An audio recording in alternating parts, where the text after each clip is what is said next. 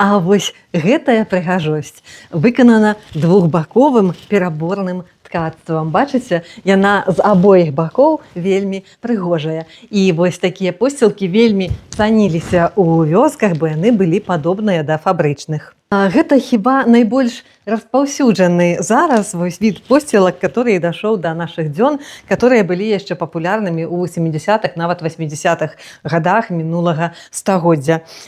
Можна іх падзяліць на две такія часткі. Адныя больш народныя, з такім сеткавым геаметрычным арнаментальным узорам, а другія дывановыя з цэнтральна-сіметрычным узорам. Ну вось як гэтая у мяне такая. То бок тут кветкавы арнамент, ёсць вось цэнтральная кампазіцыя. Хоць адным бокам можна паслаць, хоць другім. І ў нашай мясцовасці, дзе я жыла, у Клецкім раёне, іх называлі капы. То бок не посцілкі, а капы, бо яны былі як фабрычныя. І я, калі такія капы бачу, то вельмі радая і нібыта ізноў у дзяцінства вяртаюся.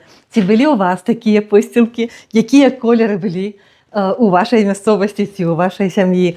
Бо ў прынцыпе гэта ж такія даволі сучасныя ўжо фарбавальнікі, проста з куплёных нітак так рабілі, але ўсё роўна тут шмат вельмі ручной працы і цяпла ад нашых бабуль і матуль.